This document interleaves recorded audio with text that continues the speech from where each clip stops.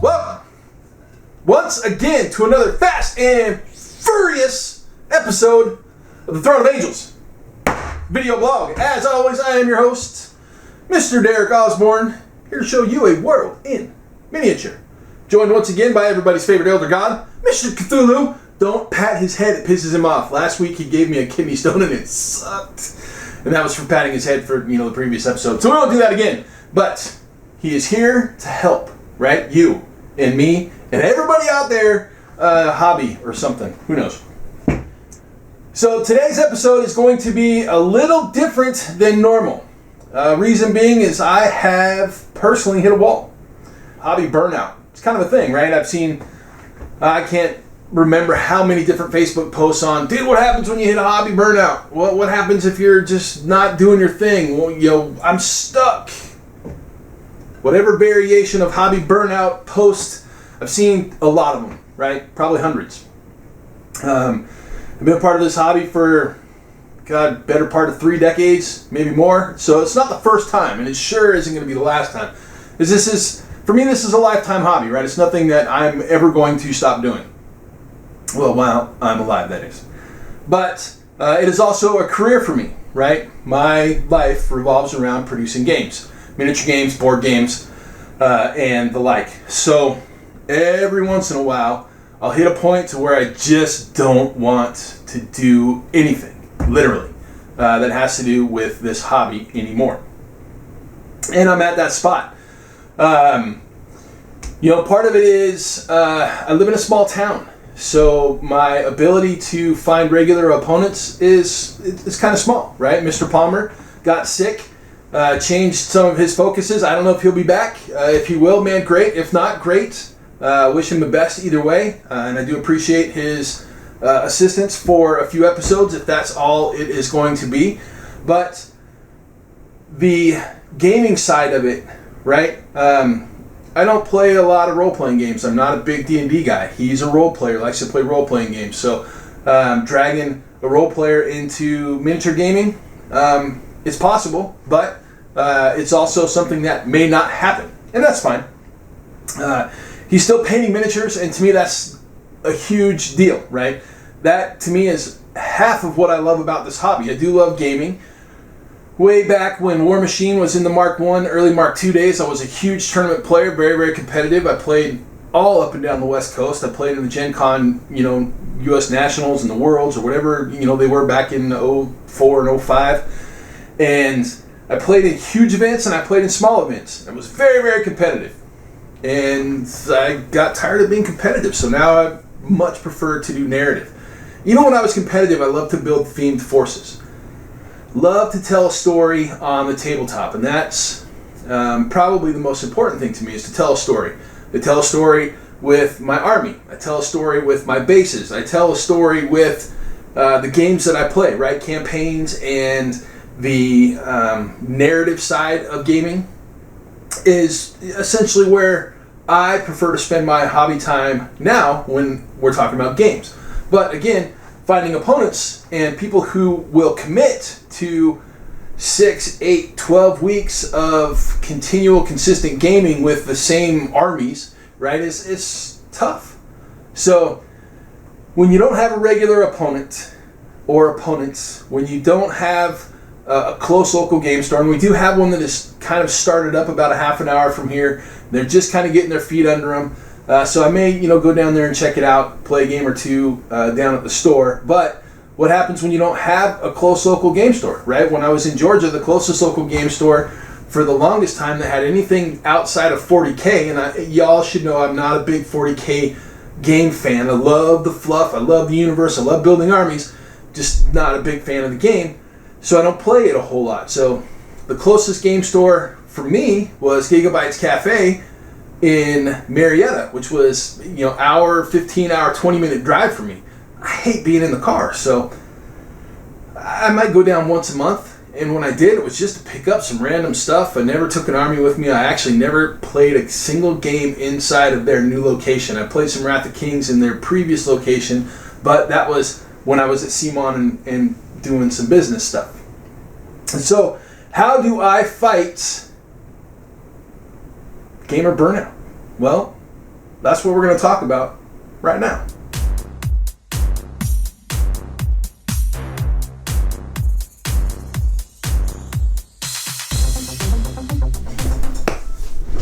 Whoa, Oz, it's a different view. Yes, it is. So, as I don't have really any top-down things to show you, and even though I prefer to stand up when I present, I figured since we're just going to talk about a couple of things, I might as well have a seat and be kind of comfortable, right? So, hobby burnout. It's a regular thing for everybody. Right? I don't know anybody that I have enjoyed this hobby with that hasn't hit hobby burnout once, twice, multiple times, right? I mean, some people burn out to the point where they just quit, and I get it, I totally understand it, but it is an ingrained part of my life, right? I have been playing games since, as long as I can remember, right? I think 4th grade is when it started. As I said, I'm not a big role player. And there's a couple of reasons for that, but I started out obviously with D&D, 4th grade, 5th grade, 6th grade. My group ran a campaign, same characters from 4th grade all the way till we graduated from high school. Same characters. So I played a little dwarf fighter, and it was part of, I think, what established my love for dwarves and why I've always had dwarf armies when it comes to miniature games. But I started this side, the miniature gaming hobby, in 1987. So, like I said, better part of 3 decades. I was 13, so 35 years ago. Yeah, 35 years ago. Crazy. There have been points where I've taken breaks, right? Especially when I was in my 20s, trying to establish a family and really kind of build my life and figure out who the hell I was and where the hell I was going. And then I got into video game development and was an artist in the video game world for a number of years, and ended up kind of stumbling into board game and miniature game development, and now obviously it's a career. So this whole thing means a lot more to me than just a regular hobbyist, because it pays the bills, right? It keeps my lights on, it pays my mortgage, and it's provided a pretty decent living for my family. So what do I do when I hit burnout? Right? Because it's a little more impactful, say, than somebody who has, just painted armies for 4 or 5 years. Well, there's multiple things, right? The first thing that I will always recommend to anybody, build a schedule, right? Put it on your schedule. So every single one of us got a phone. My schedule is really simple. I have literally built my hobby time, so you can see it right there if it'll focus. Probably not going to focus, but right there at the bottom, 8:30 to 9:30 hobby time. Every single day of the week. Every day of the week I have hobby time, 1 hour. So a number of years ago, there was a challenge that I got involved in called 1 hour a night, and I actually created a folder on my computer, and that's when I started scheduling my hobby time. It's when I put it on my calendar. 1 hour a night. Do something 1 hour a night every single day. And it was a challenge. And it took me about 6 months to actually really truly embrace it and get behind it and make it part of my daily regimen. Okay, Oz, man, that's great. Yep, 1 hour a night. But you say you're burnt out. What do you do during that time? Well, sometimes I literally will sit and stare at a model for 10, 15, 20 minutes and realize that I'm just not going to put paint on it. I'm just not going to do it. So there's multiple things that I think are important that you can do to not waste an hour a night just sitting at your hobby desk and staring at things. And the first thing is to find inspiration, right? Find inspiration in multiple places. A lot of times I will find inspiration in art books or how-to books for art. This is a book by one of my favorite artists, Mike Butkus. It's beautiful. The stuff inside of it is amazing. I've got a few books here. An art book by Mark Beam, another one of my favorite artists. I absolutely love his stuff. Again, fantastic pieces of work. And of course, Art of Brahm. Working on Dark Age for a number of years, it's hard not to love Gerald's work. And so I have dozens of art books, stuff that I can draw inspiration from in that regards, right? Drawing inspiration from other rule books, right? Okay, so yes, this one's mine. It's Recon, and it's a board game that needs an update, and yes, it'll get updated sometime this year.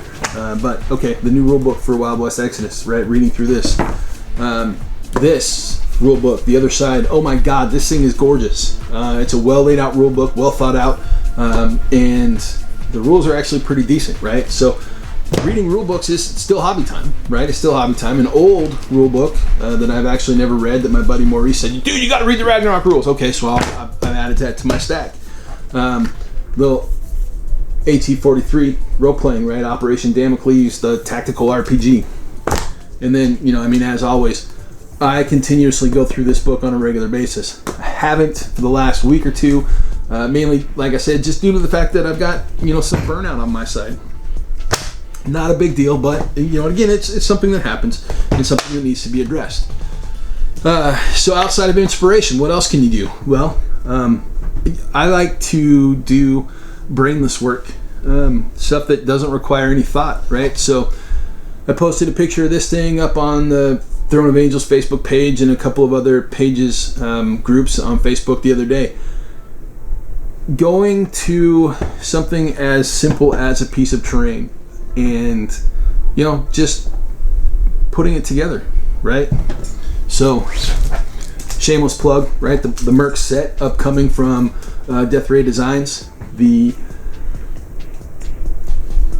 ability to have stuff to just kind of assemble, right? Just to get mindless, and I'm not talking about miniatures, right? I'm not talking about putting armies together. I'm talking about doing stuff outside of that. Hell, get a model airplane, right? If you don't want to work on some terrain, model airplane. For a while, I used to paint dunnies, right? These little vinyl models. I'm painting them and give them to my friends, and that was a different artistic expression, and it allowed me to do different things, but it allowed me still to stay kind of in the realm of hobby time. And so, to me, the third biggest thing to help get through this is to establish a group of friends outside of the local area, right? So I've got friends all over the United States, all over the world actually, right? Canada, a lot of places in Europe and the UK. But for the most part, my hobby buddies in the US are the ones that kind of keep pushing me forward when it comes time to that. And we'll do a hobby hangout or Google chat. I call them sit reps anymore because hobby hangout was something that we did with a different group that turned into a Facebook group, and we just kind of let the name go. But so every Thursday or so, I'll do a hobby sit rep with 3 or 4 of my buddies from across the country, right? So I've got Carl in California who joins in, Chris in Alabama, Brian in the DC area, and a couple of other various people that will come and go on a Thursday. We'll just sit and we will hobby together, and whatever that entails is whatever that entails. Sometimes it's just sitting around and talking about the hobby, which sitting around for an hour and talking about the hobby is a way to kind of ignite and rekindle a little bit of that flame and get some more motivation. And when I talk motivation, I'm talking internal motivation, right? And that's really what this hobby lacks when you hit that burnout, is that internal motivation. And so those I think are really kind of the 3 primary things that I utilize to fight hobby burnout. One, like I said, consistency and planning, right? Put it on your calendar. 2, inspiration. Go outside of the hobby and look at things that really excite you. Get your juices flowing, your fires burning again. And number 3, find a group outside of your local meta, right? Outside of your local play group and outside of the guys that you spend all of your hobby time with, and change it up a bit, right? Get some friends together to talk about gaming, right? Putting together army lists, or hey, new concepts, new ideas, or whatever. It doesn't have to be painting and hobby. It can be any part of the hobby, right? Painting and hobby, gaming, they all go together. And having an outside group of friends to support that, or outside of, like I said, your local area, group of friends to support that, big deal, right? It's a big deal. It really helps. So, yeah, those are my words for today. Like I said, I wanted to share some things in regards to where I'm at, right? Obviously, I'm in that hobby burnout phase. Essentially, I've got so many projects going, right? It's no secret. If you guys have watched this channel for any amount of time at all, you know that I overwhelm myself with so many things to do, right? I mean, I've got 6 different games in the current rotation. That'll probably change if Palmer doesn't come back, right? I'll go and swap things up depending upon whether or not I can find some local opponents for some of the other games, or some of the games that we actually have on that list. If not, right, it'll go back to what it was a couple of years ago, and it was just whatever random thing that I was working on. And so that'll be back to Oz Hobby Butterfly. But again, you know, the burnout comes from the fact that I spend a considerable amount of my time inside of this, but everybody goes through it, right? Everybody goes through that, man, I just don't feel like sitting down and painting. I just don't feel like sitting down and putting together an army. I don't feel like playing a game. And that's all right. It's cool. But there are ways to shorten that burnout time. And I think, again, consistency, influence, and inspiration, and then communication outside of your local gaming group is those 3 biggest things that I've found to help me move past it quickly. So with that, let's hit that wrap.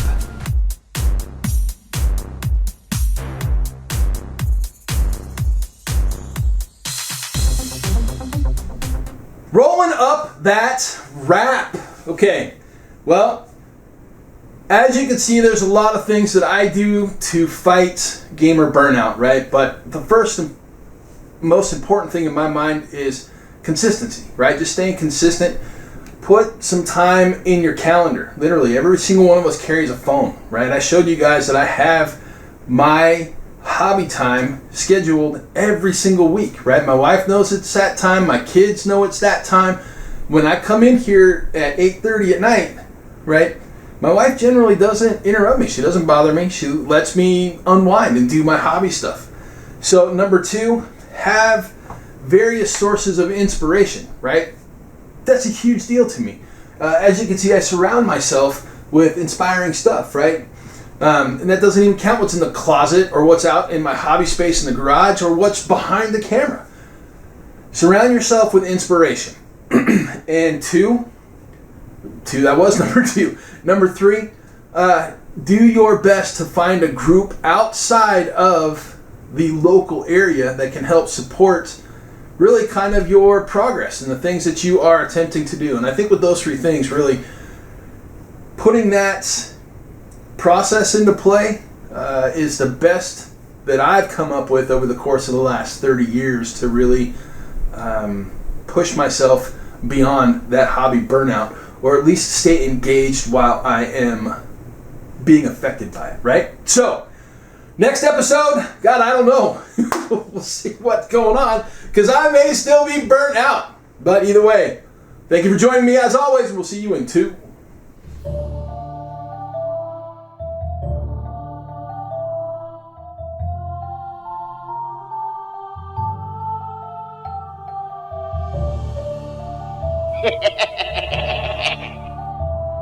There we go. All right. We are ready for action. Oh man, the lights are bright today. What the hell? What the hell? Alrighty. Oz, you are live and off-centered in 3, 2, 1. Ready, go!